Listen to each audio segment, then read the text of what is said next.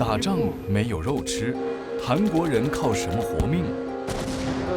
비스켓이 나오고 그다음에 초콜릿가 나오고 껌이 나오고 部队不吃部队锅，为什么？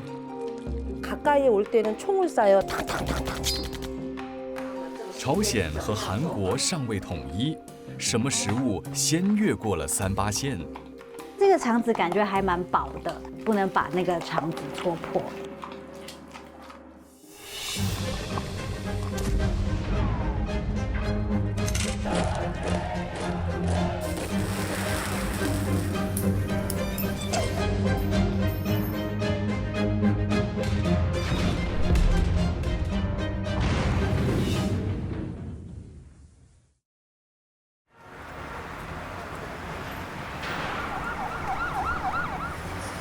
朝鲜战争已经休战了70年，但其实两边的关系还是紧张的。那每一次来韩国呢，就会看到大家在这里吃香喝辣的，对不对？这一次我就要以全新的视角，从战争历史背景去重新一次认识我以往熟悉的韩国美食。韩国料理以泼辣的外表、咸辣鲜香的口味，以及用火烤油炸逼出来的奇香，征服地球人的肠胃。我们一边吃一边惊叹着韩国真是地大物博，国富民强。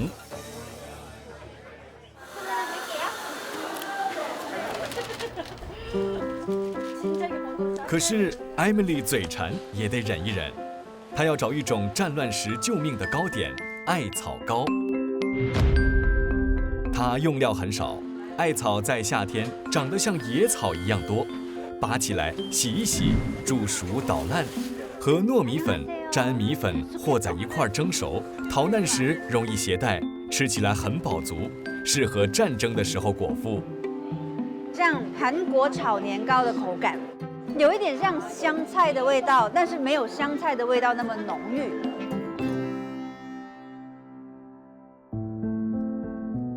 朝鲜战争也叫625战争，发生于1950到1953年。打仗不能生产粮食，人们得简化和变化以前吃惯的料理。在一抵达 DMZ 非军事区的时候，其实就可以很明显的感受得到，这里呢跟韩国其他的地方有着非常不一样的氛围，感受得到这个紧张的军事状态。 非军事区建立于1953年，目的是要阻止韩国、朝鲜任何一方破坏休战协议，挑起战火。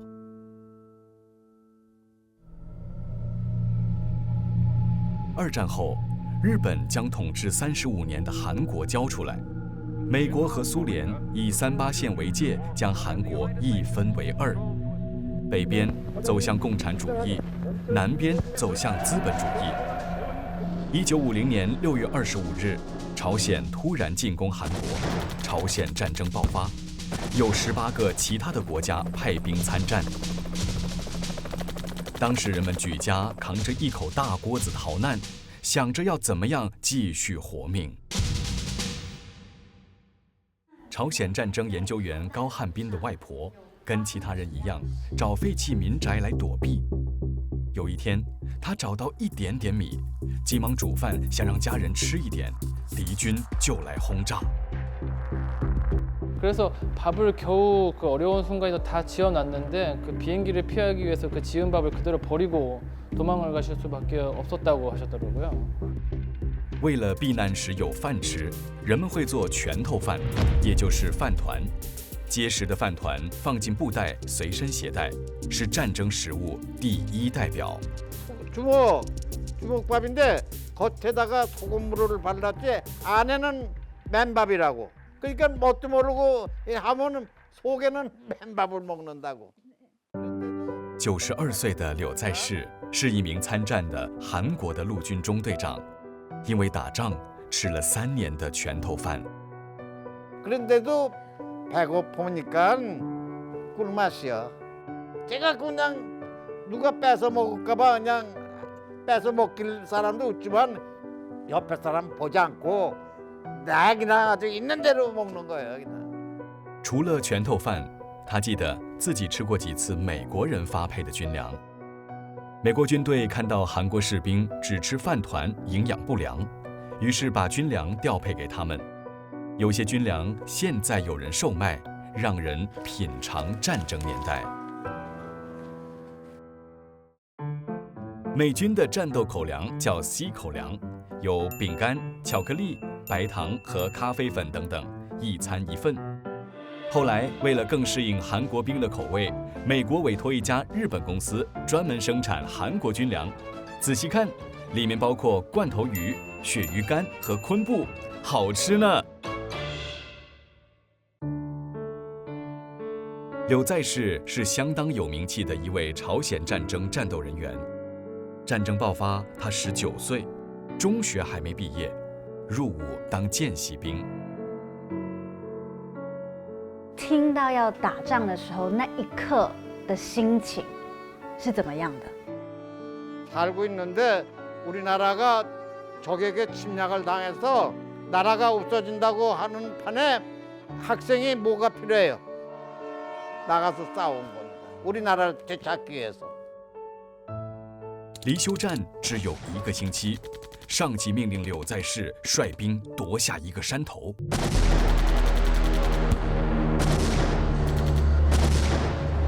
그러니까 이제 송장이 아군 시체, 적군 시체가 너부러져 있어. 시체를 갖다가 이렇게 싸서 시체 위에서 이제 엎드려서 적을 보고 하는 거예요, 그냥. 그래서 뭐 동시에 하나, 둘, 셋 하고서 그냥 쏴버렸어요. 그 저걸로 총구로서 이 뼈가 부러지면서 이 실탄이 이 갈비뼈로 갔어요. 갈비뼈를 맞아가지고서 깨르륵 갈비뼈가 10개 중 안에 8개가 부러졌어요. 敌人的子弹卡在柳在世一颗肾脏的旁边，他被送到临时医院，医务人员认为他活不成，就不去管他。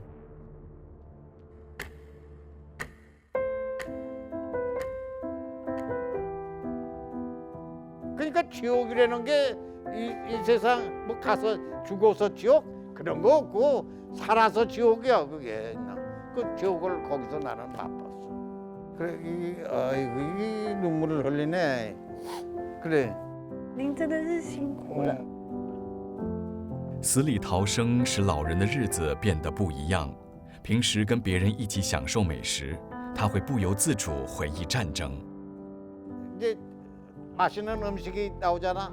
같이 있었던 놈이 같이 있다가 죽은 놈.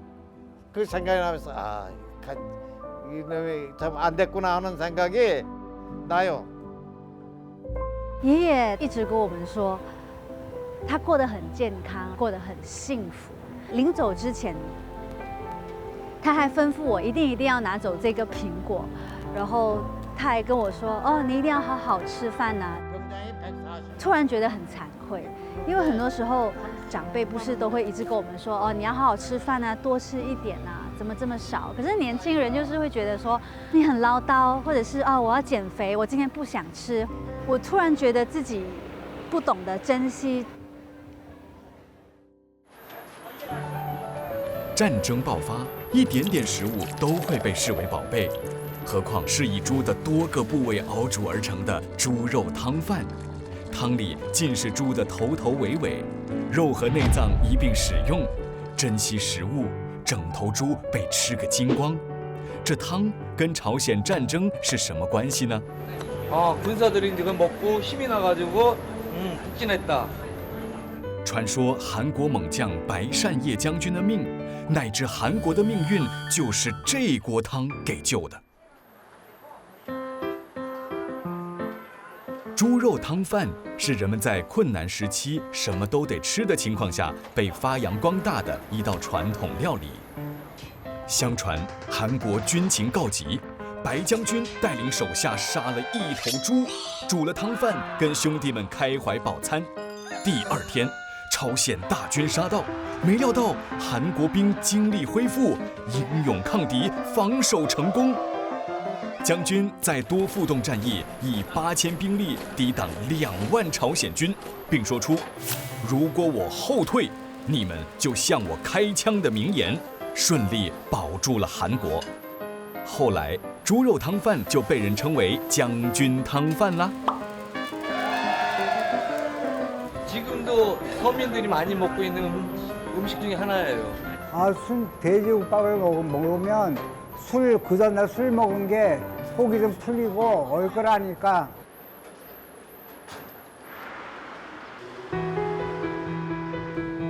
Emily 出发去寻找首尔的一位汤饭奶奶，她来自汤饭特别有名的釜山。釜山在东南部，是朝鲜战争避难热门地点。 人们身无分文，为填饱肚子，被迫发挥了创意。 사장님, 안녕하세요. 반갑습니다. 那我刚刚走进来呢，就闻到了这个浓浓的猪肉汤饭的香味。想要问사장님，为什么会经营这家猪肉汤饭店呢？ 제가 어릴 때부터 이 국밥을 먹게 돼가지고 그 계기로 인해서 시작을 하게 됐어요. 고기가 조금 얇아요. 왜 얇으냐면은 이 씹는데 식감이 좋아라고. 你要教我？ 조금 더. 奶奶起初学做汤饭，只用一点点肉和大量便宜的菜一起煮，跟现在的版本完全不同。哇，奶奶真的让我放很多很多的料哦。一碗好吃的猪肉汤饭，它最重要的关键是什么？ 국물이 잘 우러나야 그게 제일 첫째예요. 그 다음에 고기, 그 다음에 양념, 그 다음에는 하나는 있는데 비밀인데 가르쳐 드릴게요. 秘密食谱 여기에 있어요. 啊，昆布，好大片的昆布，哎，很好吃，很香。其实它的味道比我想象中的更加的清澈一点。一般猪杂汤的话，它会有比较浓郁的口感，但是这个汤非常的清爽。昆布含有谷氨酸钠，就是味精的主要成分。它被奶奶悄悄拿来与肉汤相配。哇，真的是太香了！含有韭菜和昆布的猪肉汤饭，莫非就是白将军吃过的必胜组合？另外一道巨无霸料理又有什么杀声震天的故事？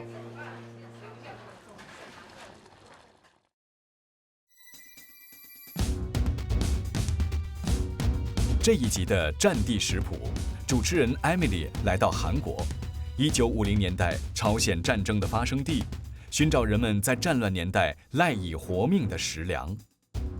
猪肉汤饭。传说白善烨将军和部下吃了它，大显神威，守住韩国最后防线，简直是救国汤。难民也吃它，但肉不多，只有骨头和内脏。为了活命，任何食材都得用上。조금 더.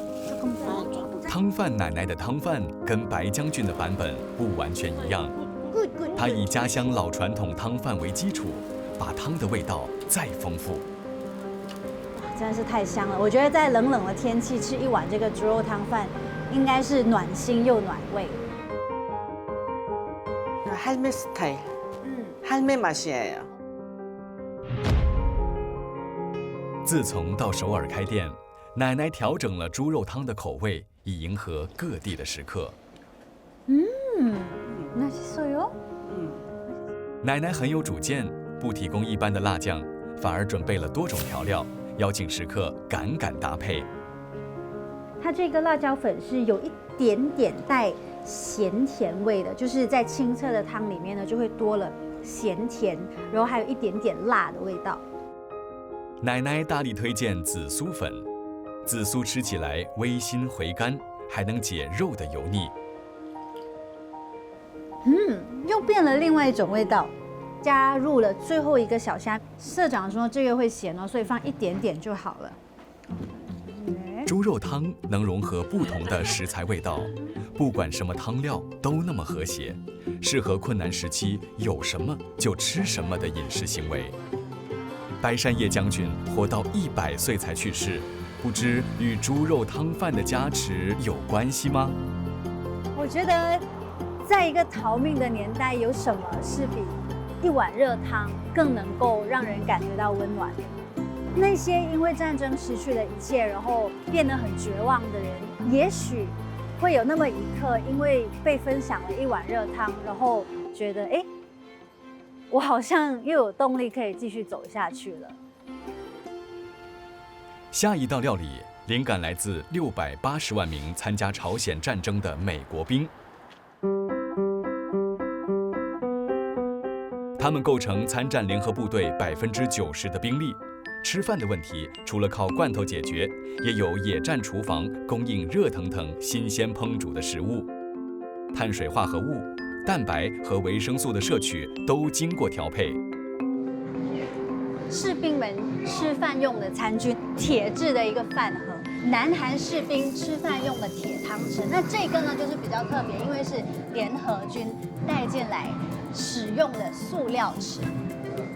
打仗不能种田，美国给韩国人分发面粉来取代白米。韩国人吃面条和面包等面粉制的食物，是因战争时期用面粉才变得普遍。面粉以及用黄豆渣煮菜都是战争食物。不过后来闯出名堂的却以这一个为前身。哎，这是骨头汤。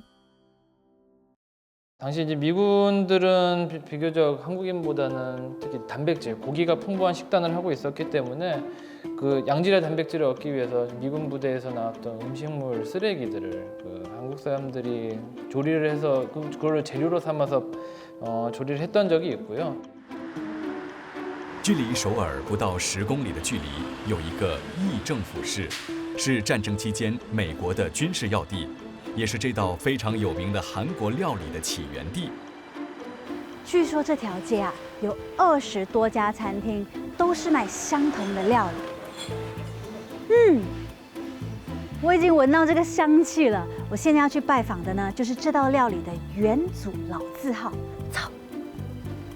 鱼板食堂的徐奶奶是料理的发明者，本来她是卖鱼饼的，战后摇身变为韩国料理界的大姐大。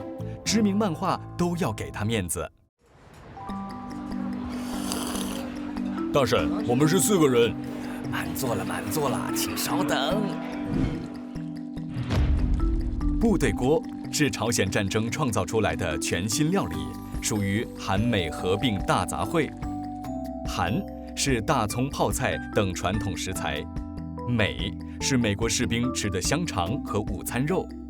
将美国肉配合韩国菜，用汤料调和起来，就是部队锅。大家注意啊，部队指的是美国兵，他们带来了加工肉。然而吃部队锅的却是战后美国基地周围的老百姓。徐奶奶2014年去世，她20几岁就开始做的生意，由孙子继承。 那个时候，奶奶是在什么样的情况下拿到这些美国加工肉类的呢？ 그 당시에 이제 여기 의정부에 미군 부대들이 많이 있었어요. 그래서 미군 부대에 이제 한국 분들이 많이 근무를 하셨는데 그분들을 통해서 이제 뒤로. 美国兵最常吃的肉是 spam 斯帕姆午餐肉，1930年代用价廉物美的猪肩胛肉来制作。 长期吃腻了，阿兵哥或私下卖给住在基地周围的韩国人，或把过期的货送给他们。美式加工肉类才流入韩国民间。有机会吃到美国的肉，对餐桌上只有青菜豆腐的战后老百姓来说，简直太幸福了。那想要请问你，一锅正宗的部队锅，它的灵魂是什么呢？ 아무래도 뭐 제일 중요한 거는 이제 햄 소세지죠. 그리고 저는 그렇게 표현해요. 이게 정말 우리 대한민국, 한국의 최초의 퓨전 음식이 아닌가. 예, 그래서 좀 자부심을 갖고 있습니다. 部队锅韩美风味美妙结合，在于韩国泡菜和韩式辣酱能解加工肉类的肥腻。 잘 먹었습니다.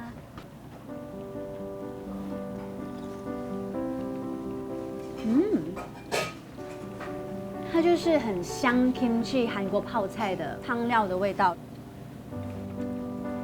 好烫哦！这蛮有趣的，因为韩国泡菜对我来说就是一个非常传统的韩式料理，然后加上这个美式的午餐肉的时候，就有一种中西合并的感觉，好吃。而且这是我在其他韩式料理里面很少吃到的味道的组合，就是咸辣。奶奶研发部队锅，原本只是将鱼饼、肉类和调料一块炒熟而已，叫部队炒。后来有人说太咸，建议做汤的试一试，他又兴致勃勃进行改造，搞得越来越丰富。然而，奶奶的时代不平安。战后约10-20年，韩国实行独裁统治，拥有来历不明的外国货可以被抓去坐牢，没有勇气，绝对不敢用美国食物做菜。 그래서 뭐 이제 경찰서에도 이제 또 가시기도 하고 왜냐면 불법이었어요 예전에는. 这没能阻止奶奶继续做生意，好不容易找到一种方法能摆脱贫穷，全家的希望就寄托在部队锅。 할머니가 고집스럽게 밀어붙이시면서 계속 막 하신 거예요. 见奶奶找到生计，街坊不怕被抓，相继打探秘方，他也大方地分享。整个社区发展为部队锅一条街，是人们逆境求存的表现。吃过苦的人，才能够明白别人吃的苦。一个女人善意的举动，带动了整条街的经济，让一整条街的人都有了温饱。奶奶哦，她真的是在韩国战后的饮食文化里面栽种了一棵大树，让后人来乘凉。我没有想过，原来部队锅的背后竟然会有这么一段令人感觉温暖的故事。部队锅顺利飞出国门，但分割南北的3·8线却难以跨越。打仗兵荒马乱，朝鲜人以为到韩国避难是暂时的，怎么知道非军事区建立，从此禁止南北百姓往来，家庭都拆散了。朝鲜的金刚山，其实在韩国看得到。70年过去，滞留韩国的朝鲜人及后代，用什么方式回味乡情？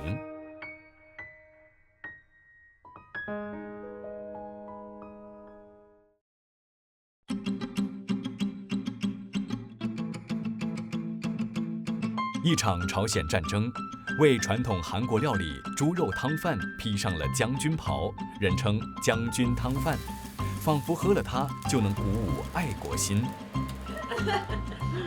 哇，真是太香了！这场战争有多国参与，美国士兵吃剩的加工肉诞生了风靡全球的部队锅。还有一类朝鲜料理，随朝鲜难民南下避难而传到韩国，并且普及化为南北通吃的料理。最著名的是平壤冷面。这一款面是朝鲜国宴级的料理。面在朝鲜有长寿的寓意，结婚摆酒或给老人贺寿都要吃面。2018年韩朝峰会，朝鲜领袖金正恩和韩国时任总统文在寅相约在板门店。金正恩将平壤知名餐厅玉流馆的名厨带到那里，给文在寅现场制作冷面。朝鲜冷面呢，基本上分成2种。第一种呢，就是加了汤的平壤冷面；那第2种呢，就是用辣椒酱干拌的咸性冷面。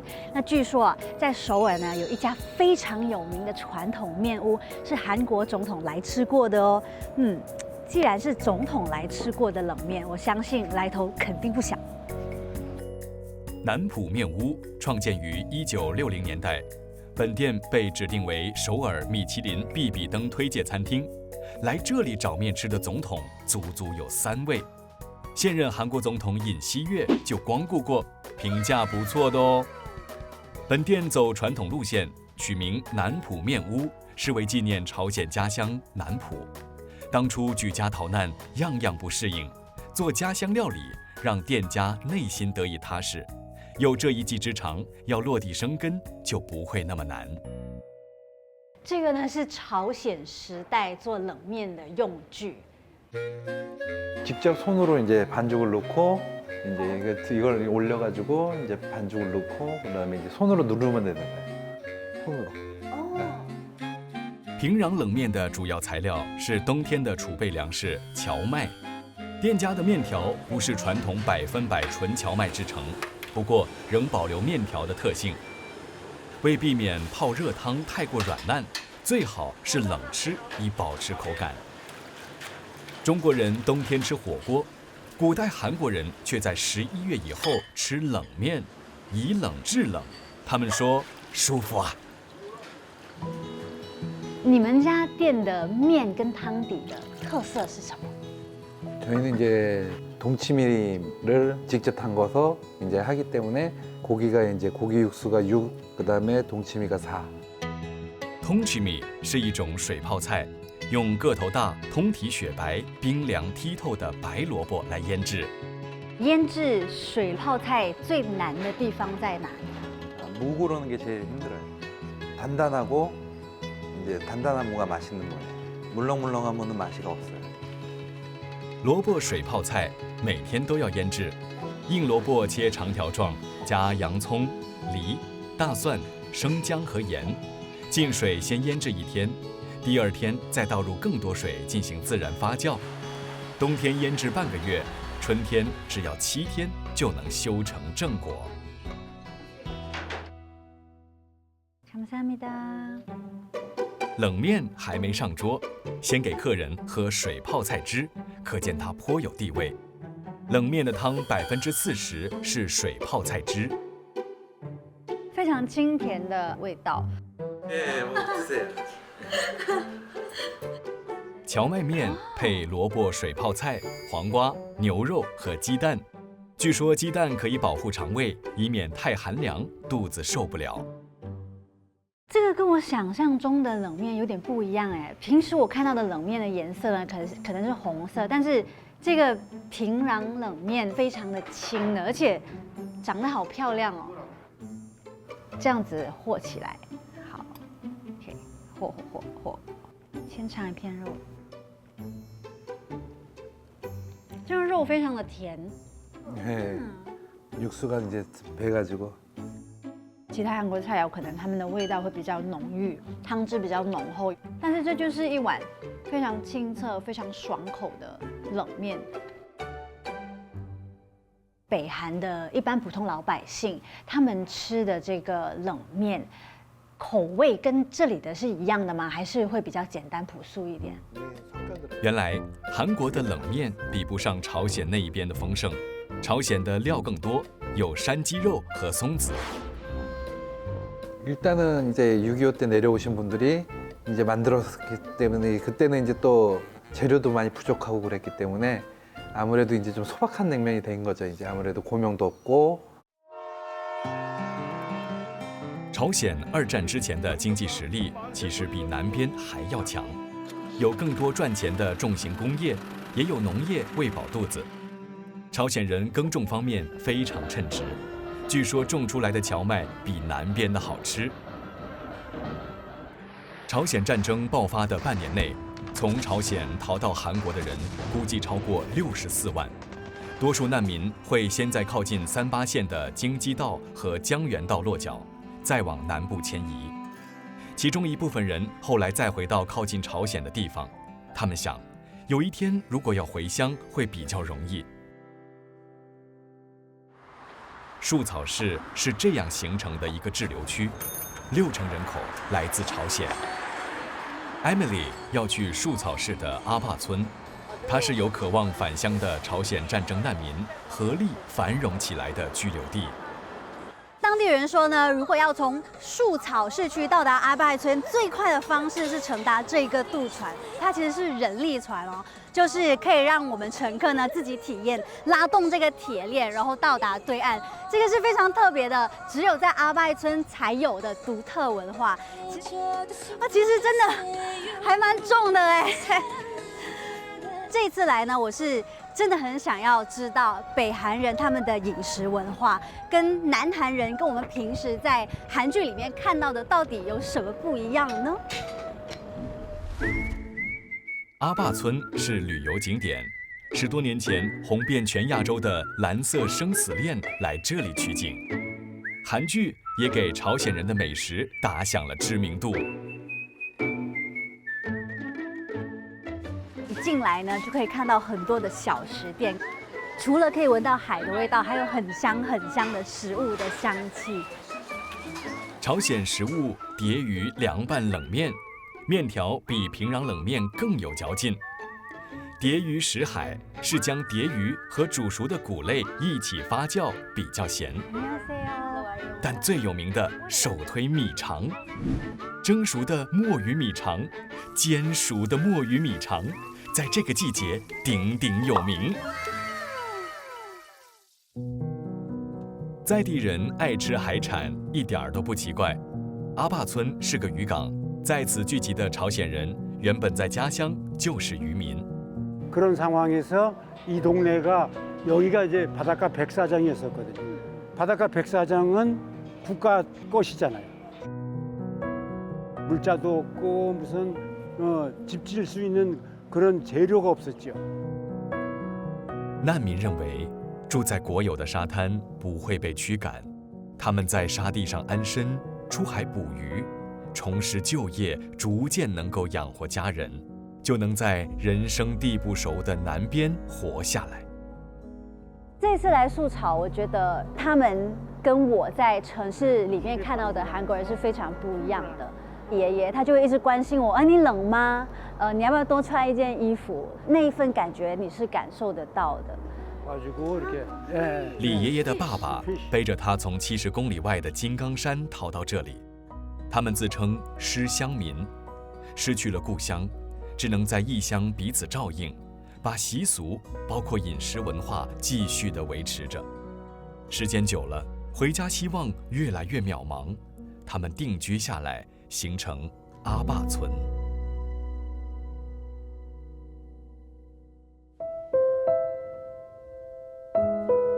有段时间，朝鲜开放一部分的金刚山为旅游区，李爷爷在限定范围走过一圈。 그래서 저희 어머니 살아계실 때 어머니 모시고 고향을 갔는데요. 저희 어머니는 진짜 눈물까지 흘리시면서 그렇게 좋아하셨어요. 저희 아버지는 이미 돌아가셔서 아버지를 모시고 못 간 것이 참 한이 되죠. 从建村之后，其实到底有多少个思乡民真的有回到去故乡呢？ 전혀 없죠, 그거는. 我当下是觉得，战争其实就是一小群人为了政治利益也好，无所谓什么理由都好，而主宰了千千万万的人的性命。其实古今中外，大家都只是希望能够有屋瓦遮头，然后有饱饭吃，可以跟家人好好相处在一起，好好的长大，好好的变老。 阿坝村有位老奶奶，就凭着村里的阿坝米肠，永远记得朝鲜亲人的声音。계속 자, 할 수 있겠어요 이렇게? 可以。奶奶的米肠有什么故事呢？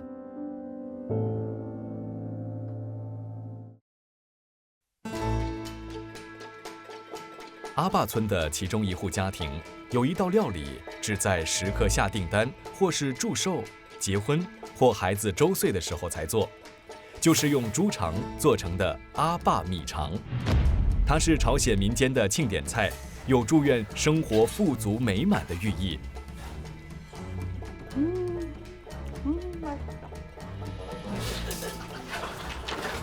金荣提奶奶处理小肠，先用盐。 再用面粉反复搓揉和灌洗，去除异味。战争逼得朝鲜人颠沛流离，可是他们懂得做阿坝米肠，就能在异乡保留身份认同感，维持跟朝鲜的情感联系。猪肉料理在您的家乡是很受欢迎的食材吗？ 겨울철에 추운 지방이니까 고단백질을 많이 섭취를 해야 되니까 이렇게 이런 순대를 만들어 먹었어요. 米肠要使用洋葱、菇类和多种蔬菜，糯米粉加糯米，还有新鲜的猪血。朝鲜人心目中非常高档的米肠，没有山珍海味，而是以多样化食材相辅相成，味道有层次、有深度。它使用家常的萝卜叶菜干，也使用季节性山里的蕨菜。这个蕨菜一切开就有那个香味扑鼻而来。这个菜呢，它里面呢是有一层薄薄的、黏黏的液体。这个液体呢，跟猪肉合起来，对于身体来说是非常棒的蛋白质，所以可以帮助韩国人在寒冷的时候呢熬过这个冬天。食材多，营养搭配更丰富，是朝鲜人在大冷天强健身体的绝佳武器。奶奶切起来看起来就是很豪迈，切菜的时候也有很真性情的感觉。 이거 배워가지고 가서 고향 가서 해요. 好哦，我回到去做的时候一定会想到你。营养的猪血要用手揉碎，猪血要把它凝结起来是要经过冷冻的，所以其实现在我们的手都很冰。金奶奶很大方地把功夫传授给 Emily， 她又不喜欢依靠别人，个性非常独立。会闻到很香的味道，哎， 맛있겠지? 맛있어 안 보여? 이렇게 해가지고 好。平时吃的时候就真的觉得一口就把它吃掉了，可是没有想到其实准备的时间跟步骤是这么的多。奶奶7岁逃难，途中跟妈妈和外婆失散，由爸爸抚养长大。当母亲的心情我是不懂，但是当一个女儿的心情我知道，就是我会没有办法想象有一天突然就再也见不到自己的妈妈了，不知道她会过得怎么样，有没有受伤，抱着这样子的心情过日子。 40多岁时，奶奶终于找到了外婆和妈妈。米肠就是在重逢后向外婆学的。 할머니가 야 빨리빨리 해라 그런 생각이 나고 또 뭐 잘 배워서 이 다음에 나 죽고 없으면 네가 해라 이런 생각 그런 생각이 납니다. 他说出这些话的时候，我看得出他其实心里面是很激动的，他在很努力的克制自己。我坐在他的身边，其实是感觉到那一股力量的。金奶奶的外婆和妈妈生前想回朝鲜吃一碗冷面，但心愿没能实现。奶奶后来代替他们达成这个愿望。外婆最后留下的就是阿爸米肠。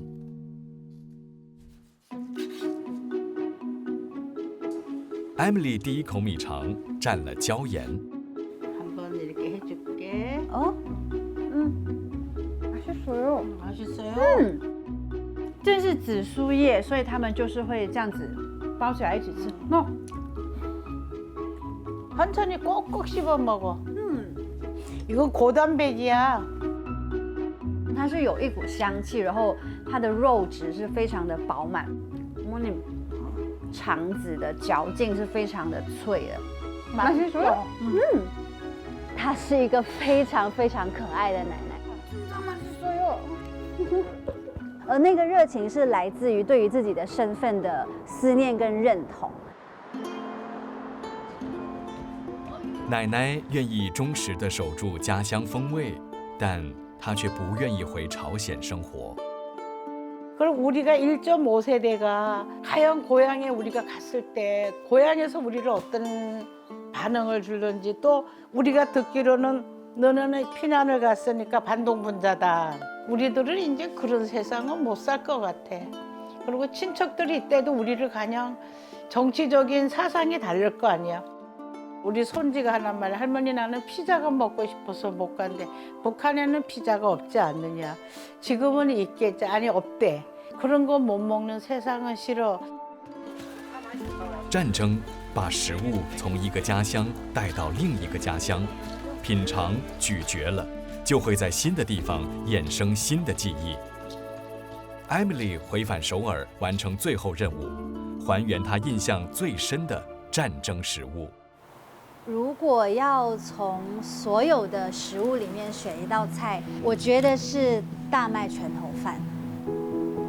它就是跟我们的拳头差不多一样的大小，可是就让我联想到，无论是这些军人握紧拳头去对抗敌军，又或者是一般的老百姓咬紧牙根紧握着拳头去保护自己的孩子，我觉得大麦拳头饭都是他们保护国家、保护家人最好的证明。要给 Emily 做示范的是参加白马山战役士兵的媳妇。有一场战斗，只有2个韩国军人活下来，他已故的家翁是其中之一。金纳炫的餐厅卖大麦拌饭，他的家翁打仗时吃大麦饭吃怕了，不爱吃。不过他会跟媳妇分享老做法。잘하고 있어요. 아, 그렇게. 譬如没有冰箱，大麦煮熟就不要沾到水。 보리를 삶아가지고 바구니에 받쳐요. 옛날에는 그래서 이렇게 디룽디룽 매달았어요. 끈에다가 해서. 金社长特地帮我们准备了很多当时在战争时期逃难的时候会用到的原材料，比如番薯跟马铃薯。大麦饭蒸好了，要准备1碗粗盐和1碗盐水。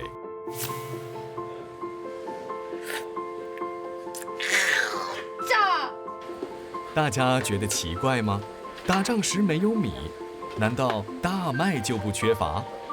原来美国人2战后把韩国的白米运到日本，再把日本的大麦运来韩国，所以大麦多数是日本货。有一回，金纳炫给家人做大麦拌饭，却被家翁抢了去。